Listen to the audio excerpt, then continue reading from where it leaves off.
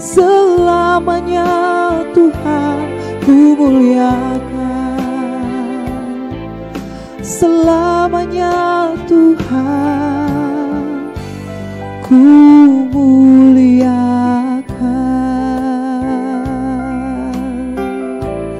Haleluya, selamanya Tuhan kami muliakan Engkau. Haleluya,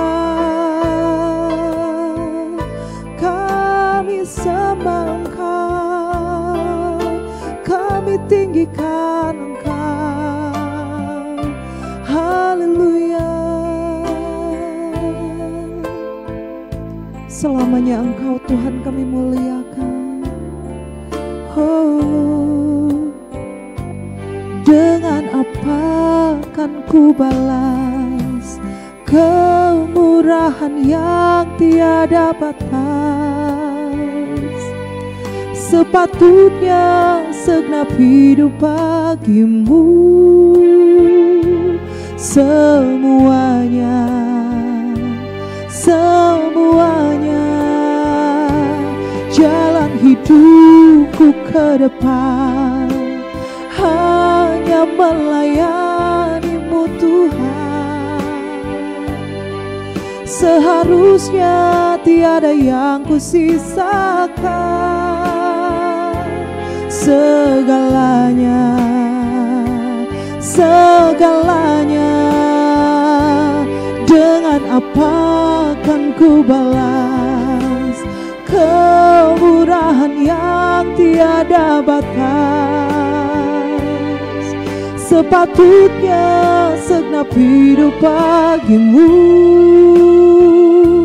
semuanya, semuanya. Jalan hidupku ke depan hanya melayani-Mu Tuhan. Seharusnya tiada yang kusisakan, segalanya, segalanya bagi kerajaan-Mu.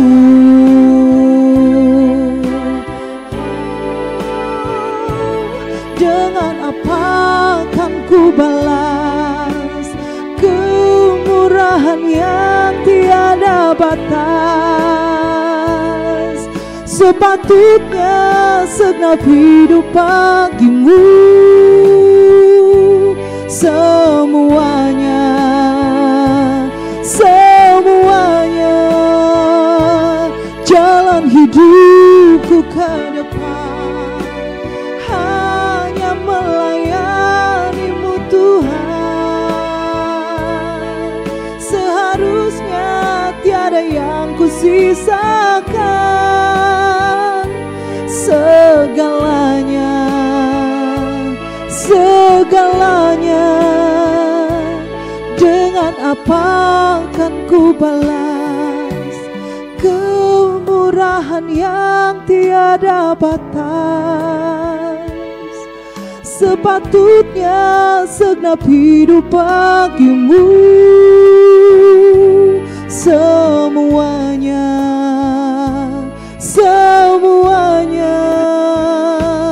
Jalan hidupku ke depan hanya melayani-Mu Tuhan. Seharusnya tiada yang kusisakan, segalanya, segalanya bagi kerajaan-Mu.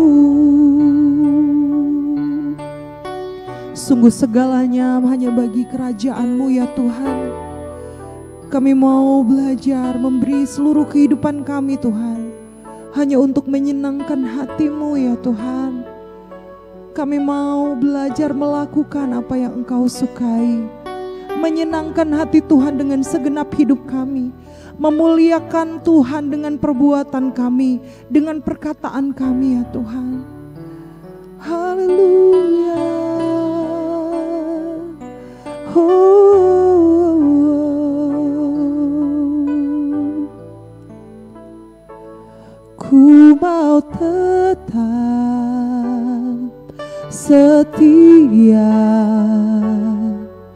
mengiringi Engkau sampai kesudahannya.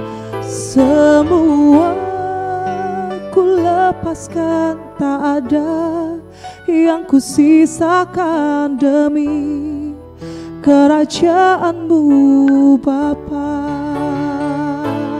Ku mau tetap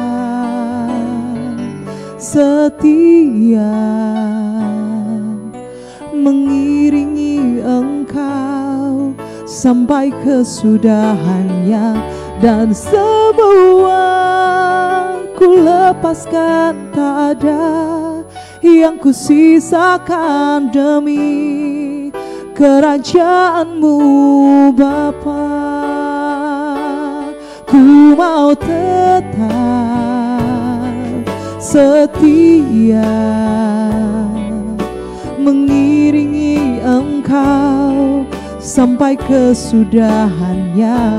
Semua ku lepaskan, tak ada yang ku sisakan demi kerajaan-Mu Bapa. Kami mau tetap setia, ku mau tetap setia mengiringi Engkau sampai kesudahannya, dan semua ku lepaskan, tak ada yang ku sisakan demi kerajaan-Mu Bapa. Semua ku lepaskan, tak ada yang ku sisakan demi kerajaan-Mu Bapa. Semua ku lepaskan, tak ada yang ku sisakan demi kerajaan-Mu Bapa.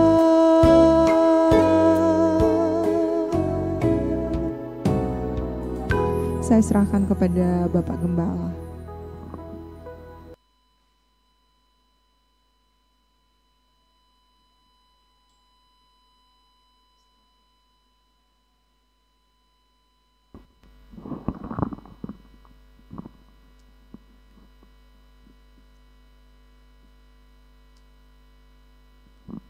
Puji Tuhan, Bapak Ibu Saudara, sebelum kita sama-sama belajar dan mendengarkan kebenaran firman Tuhan, mari kita satu hati di dalam doa. Bapa kami yang di surga, terima kasih untuk perkenanan-Mu dalam ibadah kami hari ini. Bapa, tidak ada tujuan motivasi lain kami datang beribadah, sekalipun kami dibatasi melalui media sosial, melalui online. Tidak ada tujuan motivasi lain selain kami ingin menyenangkan hati-Mu Bapa. Kami ingin beri hidup kami hanya untuk kemuliaan nama-Mu. Bapa, datanglah kerajaan-Mu, jadilah kehendak-Mu di bumi seperti di surga. Kami menundukkan diri kami di bawah otoritas-Mu ya Bapa. Berbicaralah kepada setiap kami anak-anak-Mu. Kami percaya Engkau mengasihi kami Bapa. Engkau memperhatikan kami. Engkau hidup di dalam kami dan kami mau hidup di dalam Engkau. Terima kasih Bapa. Ini ucapan syukur kami yang kami alaskan hanya di dalam satu nama, Tuhan kami Yesus Kristus. Di dalam namanya kami sudah berdoa bersyukur. Haleluya. Amin. Baik Bapak Ibu Saudara, kita bersyukur hari ini karena setelah sekian bulan kita kembali bisa beribadah di Hotel 101, namun secara live melalui media sosial. Sekali lagi hal ini tidak pernah mengurangi sukacita kita untuk terus mencari Tuhan, untuk terus belajar kebenaran firman Tuhan. Nah Bapak Ibu Saudara, sehubungan dengan bulan Agustus, sepanjang bulan ini saya akan terus berbicara, menyampaikan kebenaran firman Tuhan yang sehubungan dengan kemerdekaan, dengan merdeka. Karena bulan ini adalah bulan merdeka buat bangsa kita, dan saya percaya orang Kristen adalah orang yang merdeka. Minggu lalu saya sudah berbicara mengenai kebenaran yang memerdekakan, dan minggu ini saya ingin menyampaikan bahwa Kristen adalah orang-orang yang merdeka. Kristen yang merdeka. Bapak Ibu Saudara, pengalaman setiap hari yang seharusnya dialami orang Kristen adalah merdeka. Kenapa saya percaya ini Bapak Ibu Saudara, dari mana saya tahu hal ini? Ada 3 ayat yang menguatkan apa yang saya sampaikan barusan. Roma 6 ayat 18, kamu telah dimerdekakan dari dosa dan menjadi hamba kebenaran. Lalu kemudian Roma 6 ayat 22, tetapi sekarang setelah kamu dimerdekakan dari dosa dan setelah kamu menjadi hamba Allah, kamu beroleh buah yang membawa kamu kepada pengudusan. Dan sebagai kesudahannya ialah hidup yang kekal. Ayat terakhir Roma 8 ayat 2. Roh yang memberi hidup telah memerdekakan kamu dalam Kristus dari hukum dosa dan hukum maut. Berdasarkan 3 ayat ini seharusnya pengalaman yang dialami orang Kristen setiap hari adalah merdeka. Namun Bapak Ibu Saudara, faktanya masih banyak orang Kristen yang sudah dimerdekakan tapi belum benar-benar merdeka. Bapak Ibu Saudara, sama seperti orang yang kaya raya, ya saya belum di level kaya raya, tapi saya sudah melihat orang yang kaya raya, tapi dia tidak bisa menikmati harta yang dia miliki. Makan susah, tidur susah, kemana-mana takut. Itu orang kaya yang tidak menikmati kekayaannya. Sama seperti orang Kristen yang sudah dimerdekakan, tapi tidak benar-benar merdeka. Orang Kristen seperti ini sangat disayangkan karena melewati hari-harinya tanpa mengalami merdeka. Padahal ia adalah orang merdeka. Nah Bapak Ibu Saudara, hari ini kita belajar apa yang menyebabkan orang Kristen tidak benar-benar merdeka. Bapak Ibu, pada dasarnya Kristus telah memerdekakan orang Kristen dari perbudakan dosa. Kita sudah baca beberapa ayat bahwa Kristus sudah memerdekakan orang percaya, orang Kristen dari perbudakan dosa. Artinya apa? Orang Kristen tidak lagi menjadi budak dosa, tidak lagi diperdaya oleh dosa atau memiliki hak untuk terlepas dari dosa. Sebelum kita menjadi Kristen, sebelum kita percaya kepada Kristus, kita adalah budak dosa. Kita diperdaya oleh dosa dan kita tidak punya hak untuk terlepas dari dosa. Tapi setelah kita menjadi orang Kristen, menjadi orang percaya, pengikut Kristus, Bapak Ibu Saudara, kehidupan kita sudah berbeda. Kita dimerdekakan dari perbudakan dosa. Dengan kata lain seperti ini Bapak Ibu Saudara, sederhananya orang Kristen dimerdekakan agar dia tidak berdosa lagi. Saya ulangi Bapak Ibu Saudara, sederhananya seperti ini, orang Kristen dimerdekakan dari dosa agar dia tidak berdosa lagi. Nah ini baru orang merdeka Bapak Ibu Saudara. Ini baru benar-benar merdeka. Nah ada banyak pengertian dosa, tapi ada satu pengertian dosa yang menurut saya sehubungan dengan apa yang saya sampaikan pada hari ini, yaitu cata. Kata dosa dalam konteks aslinya, bahasa aslinya adalah cata. Cata itu artinya meleset. Segala sesuatu yang meleset dari keinginan Tuhan itu adalah dosa.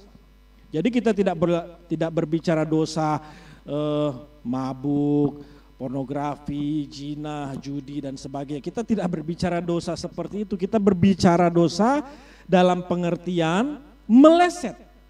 Cata, meleset segala sesuatu yang meleset dari keinginan Tuhan itu dosa. Bapak Ibu, di satu sisi menjadi Kristen itu menyenangkan. Karena apa? Kristen tidak punya syariat. Tidak ada hukum atau aturan baku yang mengatur kehidupan moral ataupun kehidupan rohani orang Kristen. Berbeda dengan agama-agama lain, contohnya orang Yahudi. Mereka punya Taurat. Mereka punya Taurat yang mengatur hukum, aturan baku yang mengatur kehidupan moral rohani mereka. Makanya orang Yahudi atau agama Yahudi berkata, Torah is my law. Taurat adalah hukumku. Nah, senang ya jadi orang Kristen tidak ada hukum, aturan baku ya. Ya berarti bebas dong Pak, senang dong. Oh sebentar dulu Bapak Ibu Saudara. Orang Kristen memang tidak punya Taurat. Tapi Bapak Ibu Saudara, Alkitab berkata bahwa orang Kristen, hukumnya orang Kristen adalah Tuhan sendiri. Lord is my law. Jadi ini yang memberatkan kita menjadi Kristen Bapak Ibu Saudara. Inilah beratnya menjadi Kristen. Di satu sisi menyenangkan, iya karena tidak ada aturan. Tapi di satu sisi memberatkan, karena Tuhan sendiri yang menjadi hukumnya.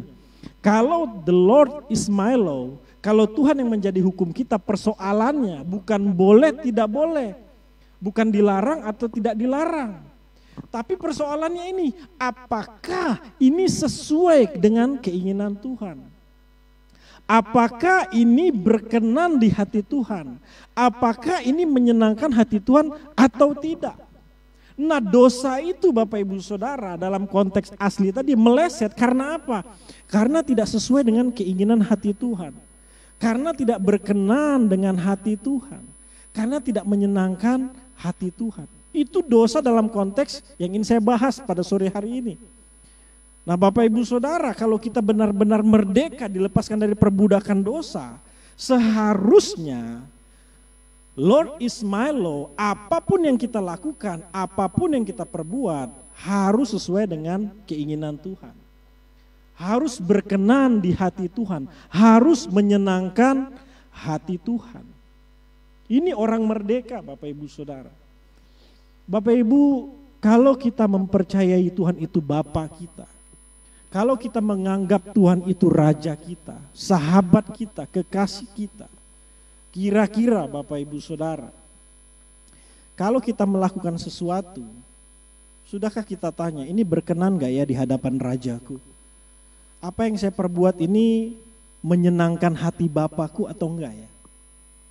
Kira-kira barusan yang saya pikirkan, barusan yang saya katakan ini, kira-kira kekasihku ini berkenan gak ya? Bapak Ibu, jangankan kepada Tuhan, kalau kita menganggap Bapak Jokowi adalah Presiden Republik Indonesia, kita tidak akan sembarangan berkata-kata, bertingkah laku sembarangan di depan beliau. Betul? Itu kepada manusia. Kalau kita menganggap istri atau suami kita orang yang kita sayangi, maka kita tidak akan sembarangan mengatakan sesuatu, melakukan sesuatu di hadapannya. Apalagi di hadapan Tuhan. Seharusnya orang Kristen yang dimerdekakan dari perbudakan dosa, dia tidak boleh lagi meleset dalam melakukan sesuatu, dalam berpikir, bertindak. Dia harus belajar tahu apa yang jadi keinginan hati Tuhan. Apa yang menyenangkan hati Tuhan, apa yang berkenan di hati Tuhan. Kalau dia raja, kalau dia Bapak kita, sahabat kekasih kita, kira-kira apa yang sudah kita lakukan Bapak Ibu Saudara? Nah, dari penjelasan saya ini Bapak Ibu Saudara, ternyata yang menyebabkan kita atau orang Kristen tidak benar-benar merdeka padahal mereka sudah dimerdekakan adalah karena tidak tahu apa yang menjadi keinginan hati Tuhan.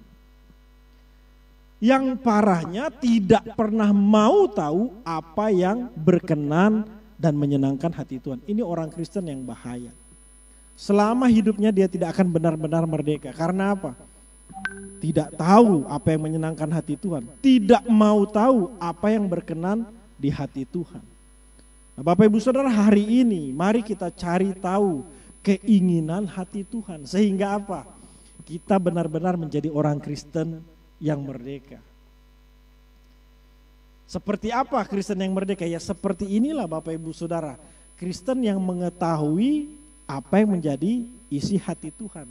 Waktu kita tahu apa yang menjadi keinginan Tuhan, isi hatinya Tuhan, kita lakukan sesuai dengan keinginan hatinya. Oh Bapak Ibu Saudara, kita jadi orang Kristen yang merdeka.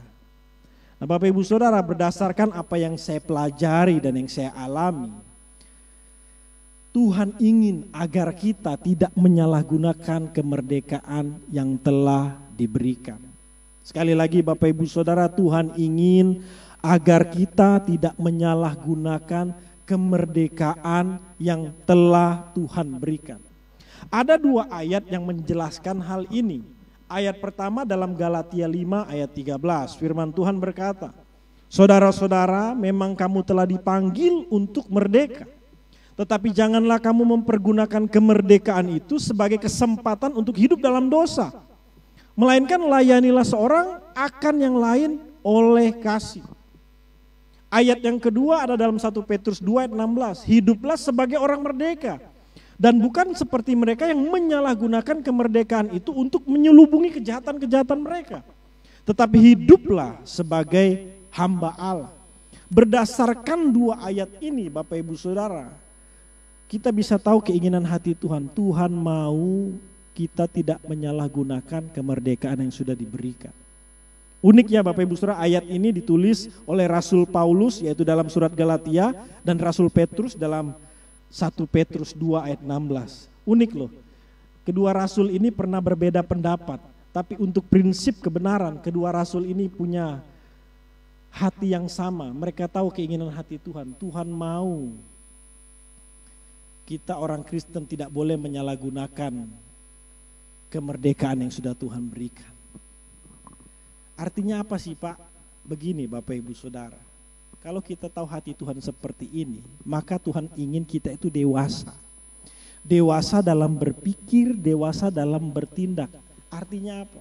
Kita itu sudah enggak perlu lagi dipaksa-paksa, dimarah-marahin, dikasar-kasarin untuk kita tidak berbuat dosa atau untuk kita berhenti berbuat dosa. Seharusnya Bapak Ibu Saudara jadi orang Kristen yang dewasa berpikir, kita sudah mulai bisa mempertimbangkan, kita sudah mulai peka, sensitif terhadap dosa. Nah itu maksudnya kita nggak menyalahgunakan kemerdekaan itu seperti itu Bapak Ibu Saudara.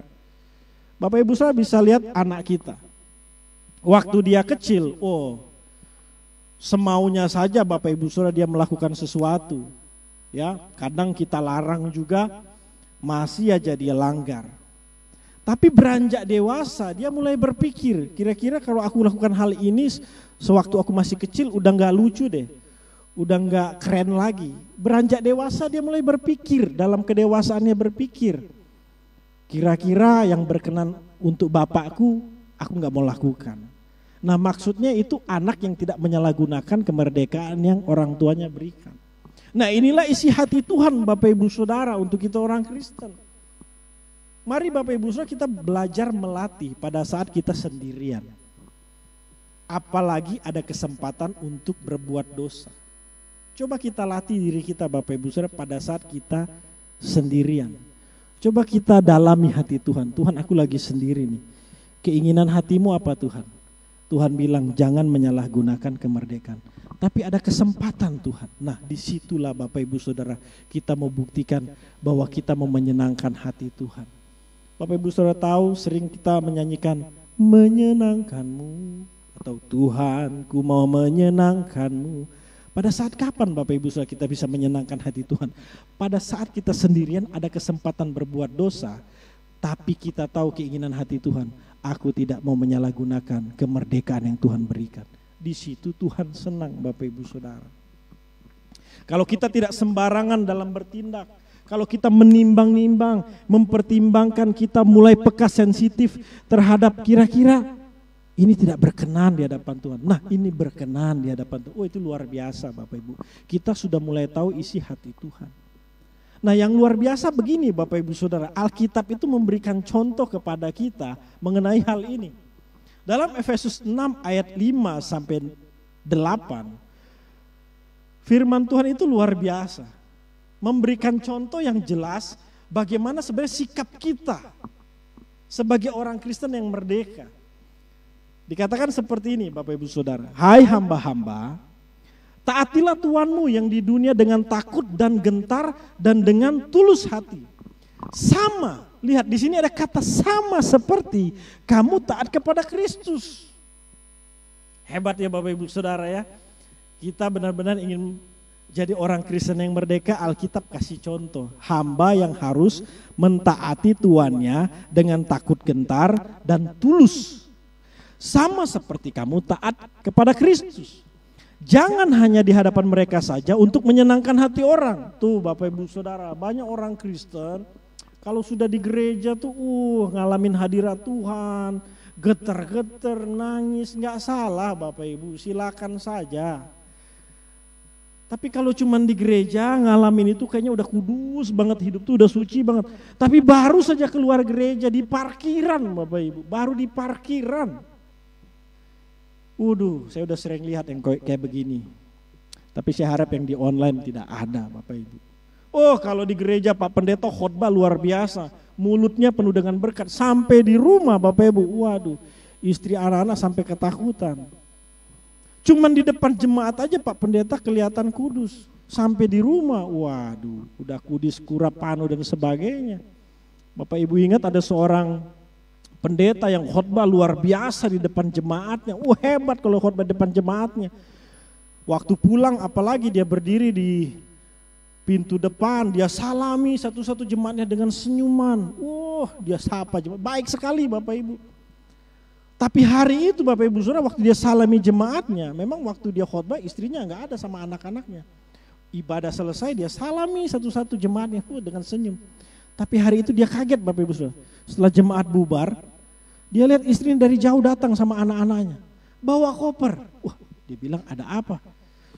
Waktu sampai di depan gedung gereja dia tanya, Mi ada apa? Papi, mulai hari ini Mami dan anak-anak mau pindah di gereja saja. Loh kenapa? Soalnya di gereja Papi kayak malaikat, di rumah jadi malapetaka. Bapak Ibu, banyak orang Kristen hanya takut dan gentar, hanya tulus hati pada saat ada orang saja. Tapi pada saat orangnya nggak ada, ya balik maning kata orang Indramayu. Nah kita tidak mau jadi orang Kristen seperti itu orang Kristen yang tidak merdeka. Yang tidak benar-benar merdeka. Yang menyalahgunakan kemerdekaannya. Alkitab katakan jangan hanya di hadapan mereka saja untuk menyenangkan hati orang.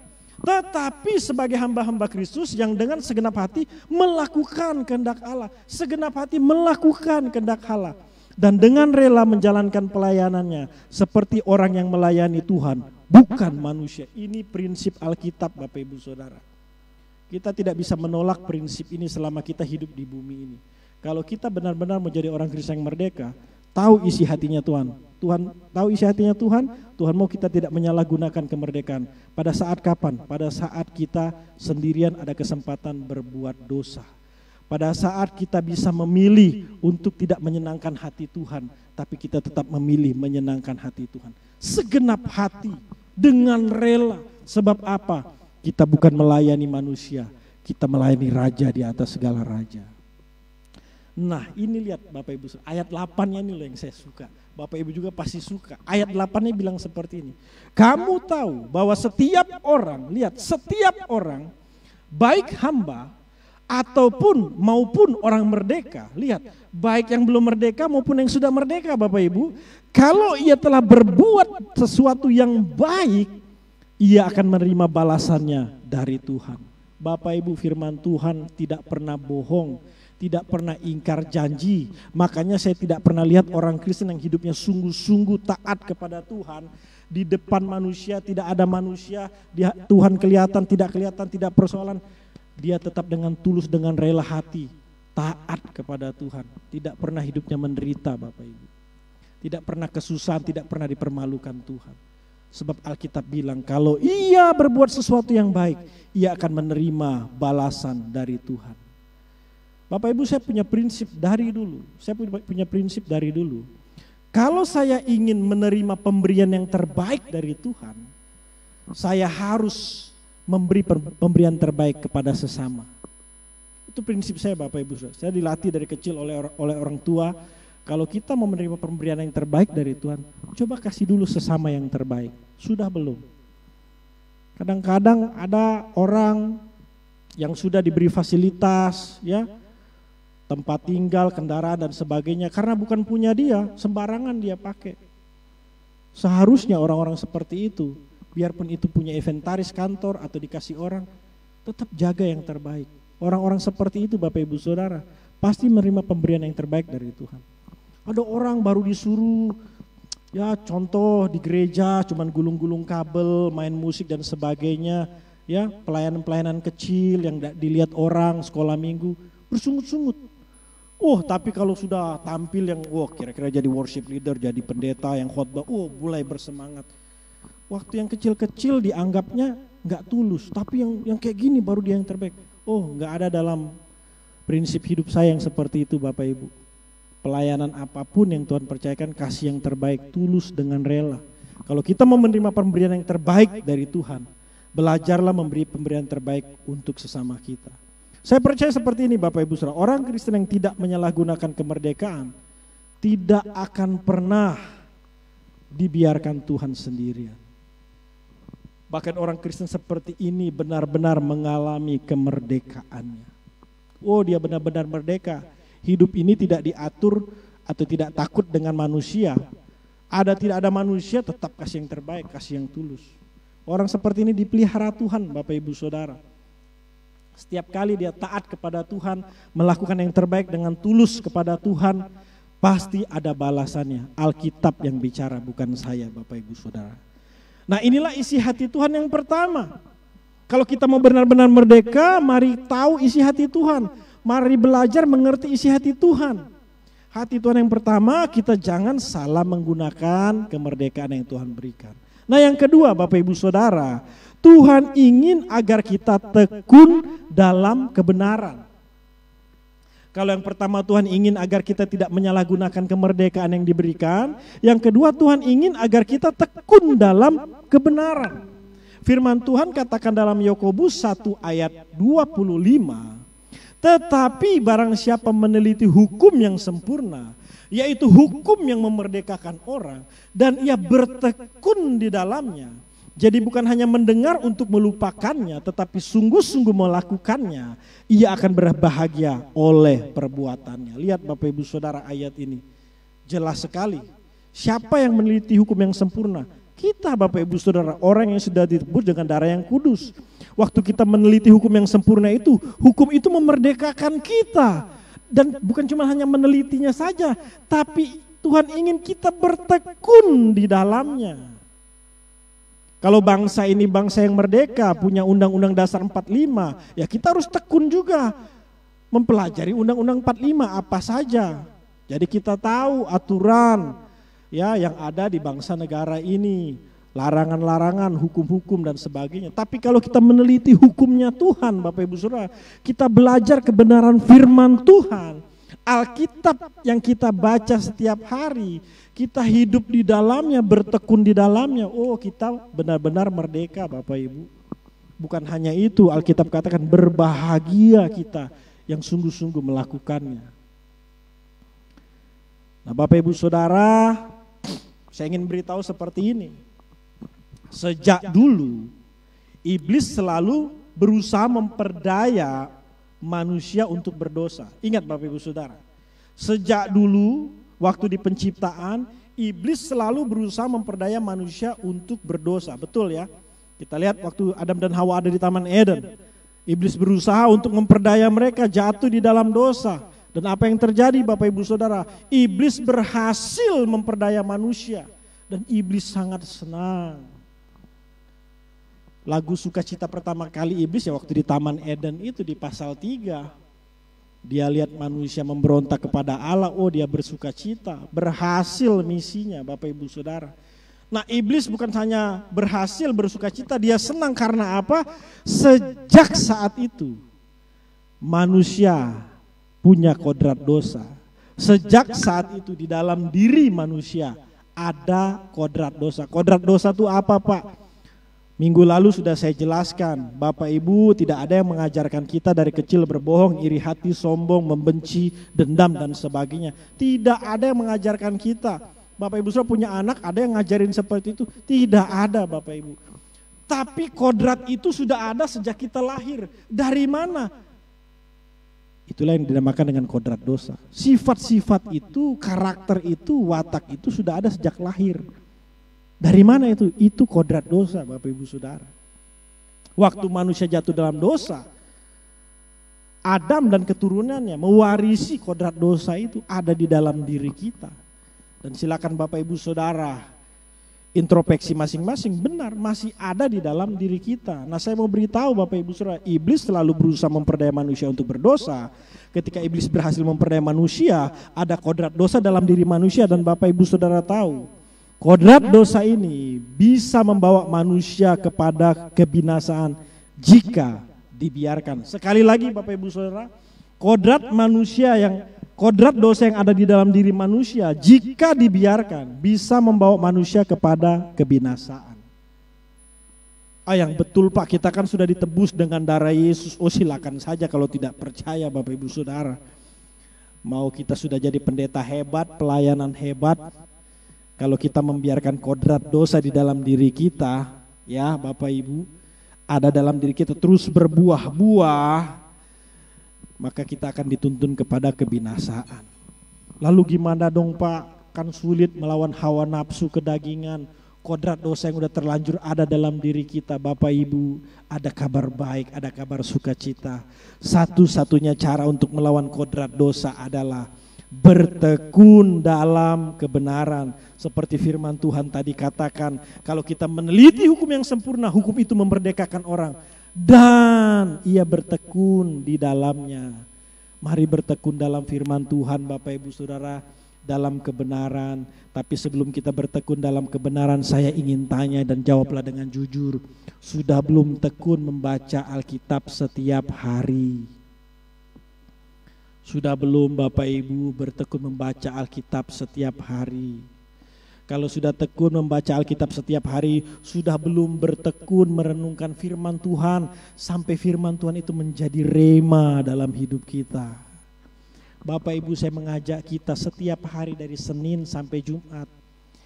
Setiap hari Senin sampai Jumat, pukul 5.30 sampai pukul 6, cukup 30 menit untuk jemaat.